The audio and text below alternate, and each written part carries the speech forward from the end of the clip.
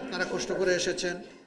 রাজধানীর মগবাজারের আলফালা মিলনায়তনে জামায়াতে ইসলামীর নবনির্বাচিত সংসদ সদস্যদের সাথে মতবিনিময় করেন দলটির আমির ডাক্তার শফিকুর রহমান। আপনারা এখন আমাদেরকে সহযোগিতা করুন।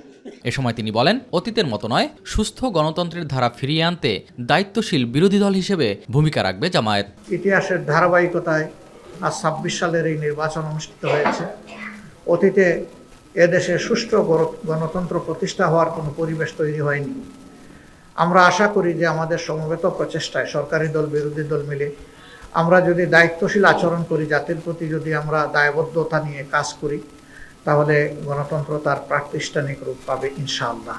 মঙ্গলবার শপথের মধ্য দিয়ে নতুন অধ্যায়ের সূচনা হবে বলে প্রত্যাশা করেন জামায়াতের আমির। আগামীকাল থেকে যে নতুন অধ্যায়ের সূচনা হচ্ছে, এটা দেশের জন্য কল্যাণ বয়ে আনুক, নতুন দ্বারা সুস্থ রাজনীতির বিকাশ ঘটুক এবং মানুষের জীবনে শান্তি এবং নিরাপত্তা ফিরে আসুক।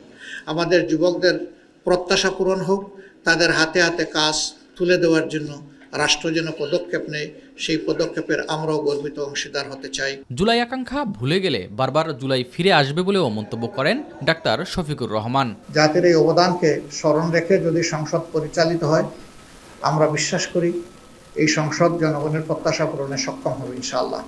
এস এম আরিফ, মাই টিভি, ঢাকা।